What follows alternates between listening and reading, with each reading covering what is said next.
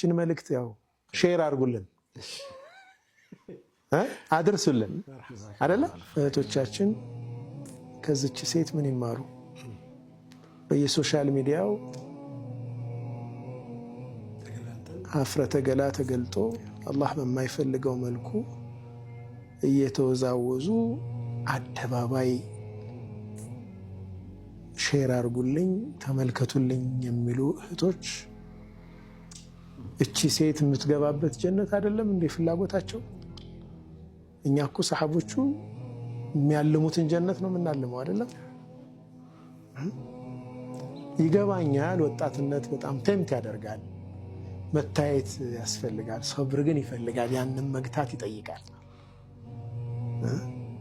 ያን መግታት ይጠይቃል። አላህ አንድን ነገር ሲከለክለን ለእህቶቼ በአጠቃላይ ለወንድሞቼ የምሰጠው መልእክት ያዘዘን ነገር በሙሉ ለኛ ኸይር ነው።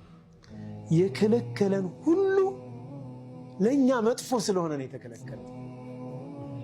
እስልምና ውስጥ የታዘዙ ነገሮች ለዱንያችንም ለአኺራችንም ጠቃሚ ናቸው። የተከለከሉ ነገሮች ለዱንያችንም ለአኺራችንም አውዳሚ ናቸው። ይህም ማመን ያስፈልጋል። የዌስቱ የዘመኑ ተጽዕኖ ይህም ፕሪንሲፕል እንዳያስተን ያስፈልጋል።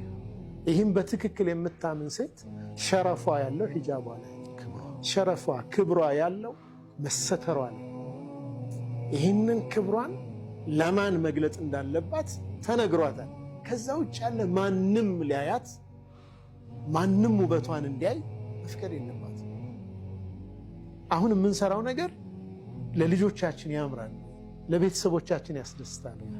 ከዚህ ሁሉ በላይ ደግሞ ኻሊቀ ሰማዋቲ ወልአርድ የሰማይ የምድር ፈጣሪ ጤና ሰጥቶ እያኖረን ያለ ኩላሊታችን በስርዓት ፋንክሽን እንዲያደርግ፣ አስተነፋፈሳችን በስርዓት ፋንክሽን እንዲያደርግ፣ የደም ዝውውራችን በስርዓት እንዲካሄድ፣ አእምሯችን በስርዓት እንዲያስብ ይህ ሁሉ ጸጋ የሰጠን ጌታ ይታመጻል ወይ? በአደባባይ ያስደስተናል ወይ?